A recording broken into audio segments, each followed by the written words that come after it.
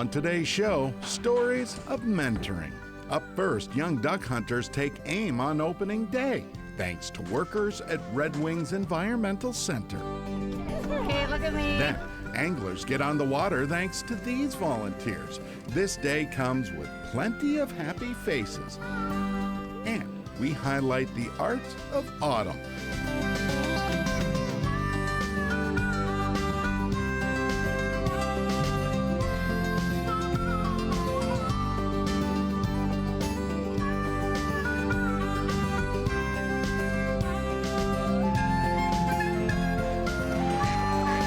Minnesota Bound, presented by Connecticut Water Treatment Systems.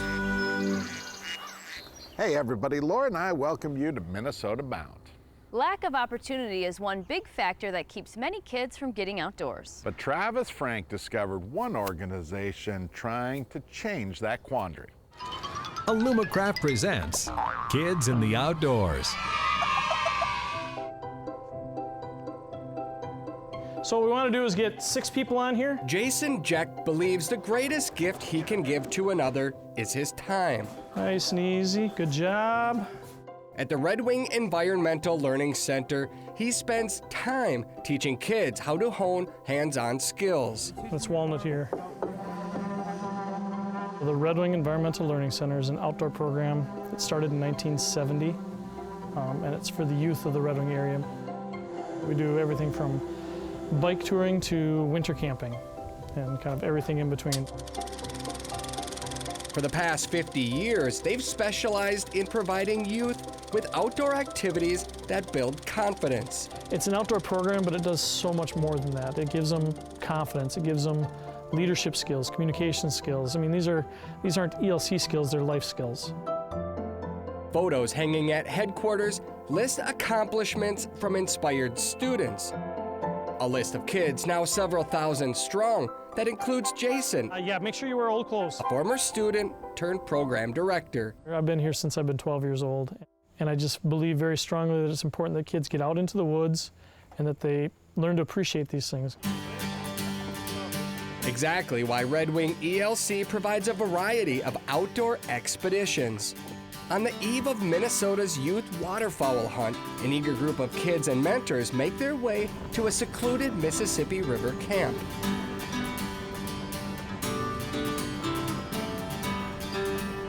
We like to term that or kind of view that as our biggest classroom, the best classroom that anybody could ask for.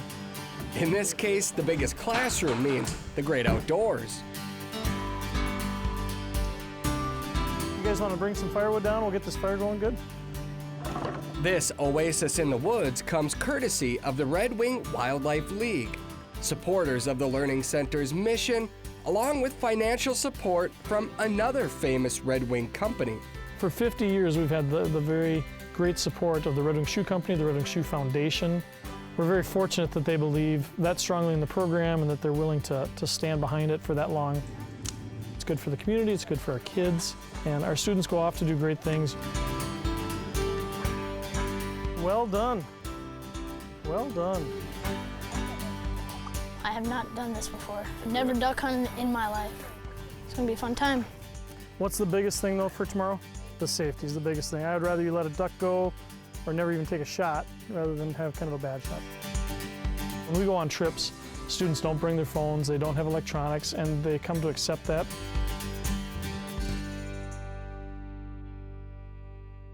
They also accept waking up before sunrise. On backwaters of the mighty Mississippi, distant shots signal a monumentous moment in time.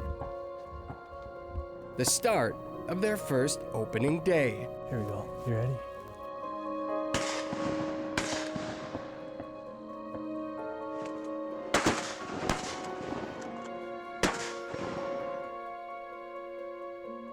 Hit or miss, these kids have already received their most important gift, a chance. Hey, there's another one coming in. Oh, he got that one.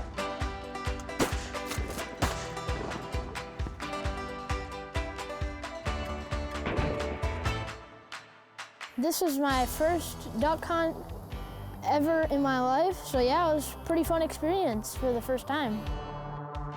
A first-time experience for kids and parents alike.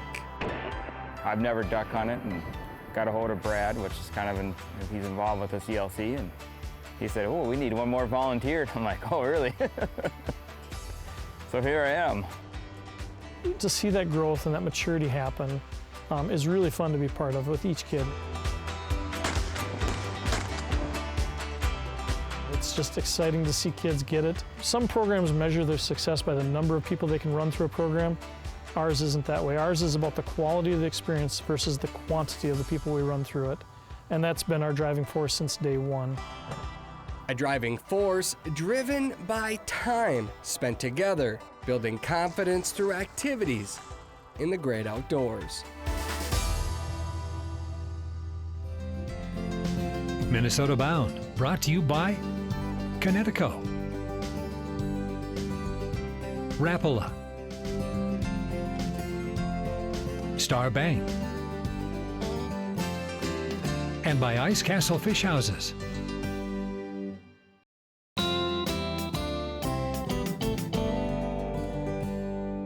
Up next, a story about sharing passion. We meet a group of anglers who make sure that everyone has a chance to catch a fish or two or three.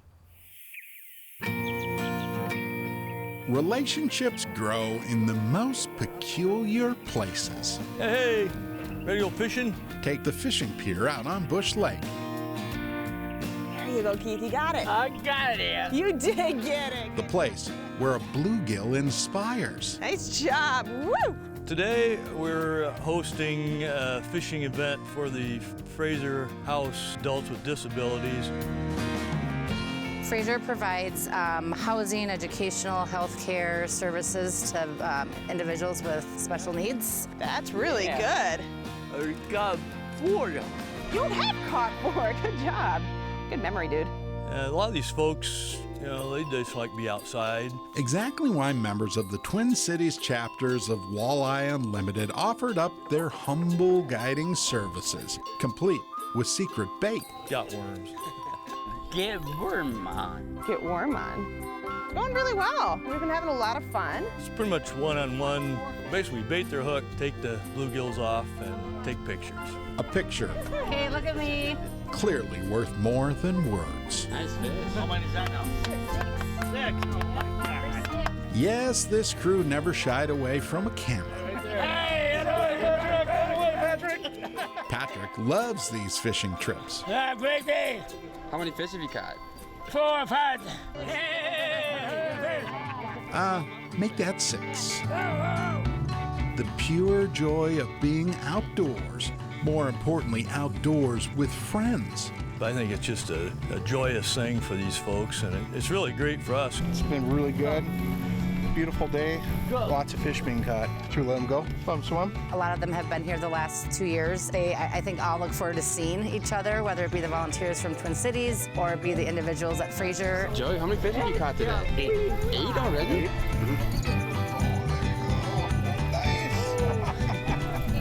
What's that, number 9? Yeah. Nice job. It's exciting, you know, catching the fish. It's kind of a big deal, whether it's one like this or one, you know, really big. Clean job. And just the excitement and, you know, never knowing, watching, waiting, the anticipation, and then when you catch the fish, it's pretty exciting. Anytime you can share an outdoor event, especially with fishing, and a bunch of friends, it's an amazing deal. That's your catch. And then he went off. Full hearts lead to full bellies after fishing. The fish were biting, and everybody had a great time out there. It was just super day. Fisherman is his middle name. I caught 6. You got 6? Yeah. What kind of fish? Sometimes studies and walleyes. Yeah. I like to do fishing. It's a really good experience for me doing that. They all talk about coming back next year, so that's the best part. I'll be back next year for fishing and Fraiser picnic for sure. People who share passion for time outdoors. It lifts your heart. It really does. And isn't that the whole point? You send them home with smiles, memories. It's just a special moment for all of us.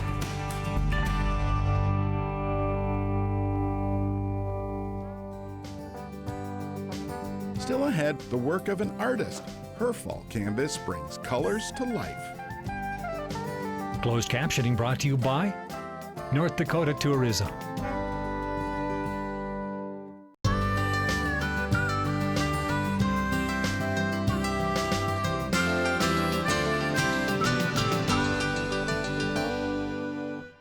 Pheasants and fashion. Two words you rarely hear together until now.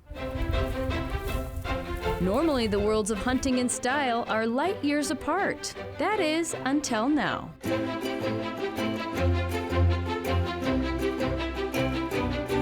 These are all of our feather bow ties that I make.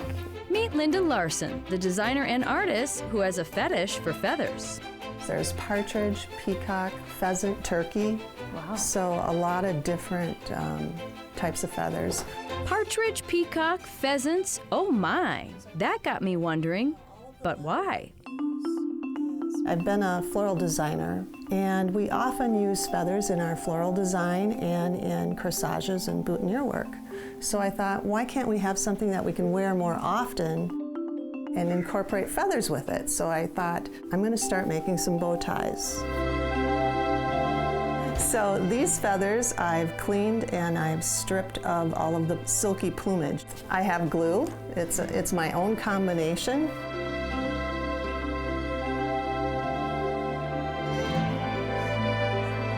As Lynda's love of creative design flourished, so did her appreciation for upland birds. You can really see the detail in each feather, and they're just, everyone is unique. So no two ties turn out the same. So that's kind of the cool part of it. When design is unique, it doesn't take long for hunters to take notice. Well, I just did the Pheasant Fest, and I've gotten a few requests from that show. It just seems like people really like it, and she's getting a lot of reviews about it. Hunters have long respected the beauty of the birds they harvest, and now they have discovered a way to savor their hunting memory.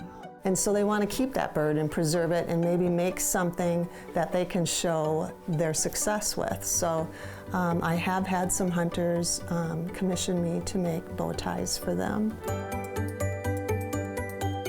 Just like any other wildlife artist, it takes time and patience to create a masterpiece. Some of them take a couple hours, some take 4 hours. So it really depends on how many feathers and how many layers of feathers I need to put on that bow tie. In true artist form, the same amount of creative thought goes into each name. When I'm making them, I kind of dream up a name for them, something that I think fits them. Charles, up on top there, that's partridge feathers. The next one, Harvest, that is done with pheasant feathers and turkey. And this is actually a golden pheasant. These stripes, the orange and red stripes, are from a golden pheasant. And Blue Eyes, of course. Blue Eyes, I kind of named him Blue Eyes after, I'm sure you can guess who. Mr. Frank Sinatra. Yeah, that's right. And I think he's kind of got that crooner look. He's kind of flashy. This is the last step. People are wearing them to work. There are people that are using them for weddings, wedding ceremonies, special events, and now, because bow ties are becoming so trendy again, a lot of the younger guys wear them just, to the brewery or, with jeans and a denim shirt. As they say, life imitates art, and Lynda's creations would forever connect her to the hunting world via her very own bird dog. Her chocolate lab Hunter recently passed away, and in his honor, Lynda designed a special tie where proceeds go back to Pheasants Forever, ensuring feathers are flying and bow ties are tying, giving hunters a lesson in style for years to come. Straight ahead life in duck camp through the eyes of camp's newest member. Minnesota Bound, brought to you by Minnesota DNR. Radco Truck Accessories. Bent Creek Golf Club, Eden Prairie. And by Totem Resorts, the premier destination for world-class fishing.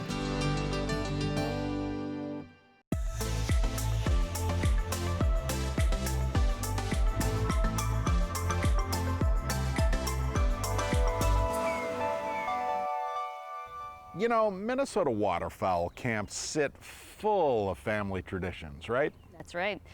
My dad, Ron Shera, visited one duck camp where one member is making her own legacy come to life.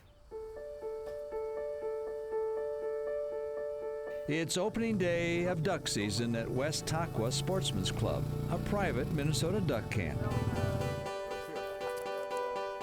Let me grab that. Okay. So we're probably better to put our decoys up in here. I like the idea that it's a group that is still active. I've been hunting all my life, and it's hard to find, people that go duck hunting. We got a couple teal right there. I got invited here by one of the other members, Carrie. We knew each other way back when our daughters all danced, including that's how I met Nicole's family. Nicole, dancer, that was strategically placed. duck hunter. Holy marshmuck, what's 20-something Nicole Anderson hanging out with 60-plus-something duck camp members?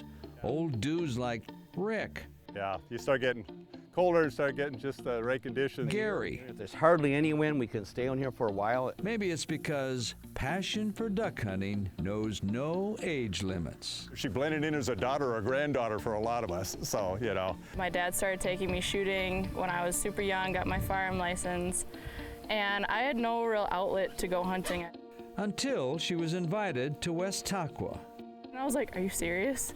And he's like, yeah, it's great. And I didn't care where it was, what I had to bring. I wanted to go duck hunting in that opener, and that was almost 4 or 5 years ago now. 29.65. On the day before opener, Nicole is just another anxious duck hunter. Get up in the dark. Am I invisible yet?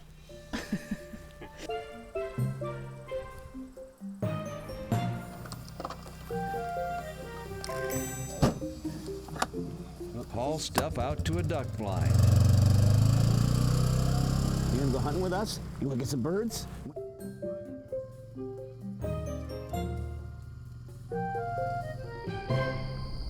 Next up, a dawn over decoys. Coming your way. Nice.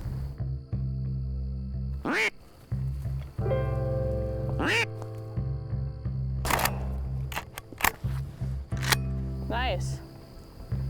Good boy, Deuce. Oh, nice. Look at the wing. There's a lone duck out there. Oh, there's a big group of ducks flying way out in the water. They just dropped like right out in front of us. Makes one wonder why chasing ducks is such a contagious pursuit. While all eyes are on the sky, let's pause the birds to further explain why Nicole's chosen sport calls for a shotgun, not a bouncing ball. As a young girl, heart health issues per doctor's orders meant no running sports for her. Shortly after, she discovered a duck blind. I've always had a passion for the outdoors. It's one thing to wake up for work, but it's another thing to wake up for duck opener and be out here when that sun is rising above the horizon. The sky is just like exploding in colors. I have pictures, like it's amazing. And you're just out there and you're like, holy crap, where else would I want to be right now than right here? She's about a chronic hunter as the rest of us and is part of the group from here on as long as she wants to be. Just getting out and throwing the decoys out, getting the dog working, I think that's the best part. If you get to shoot some ducks, that's also a really good part. I love to eat them too. I love cooking with ducks, so it's nice to fill my freezer. Good for her. Now that's a duck camp I want to get invited to. Absolutely. Well, that about does it for us. We'll see you back here next week. In the meantime, don't forget to introduce a kid to the great outdoors. Transportation provided by Premier Transportation. Call 1-800-899-7433.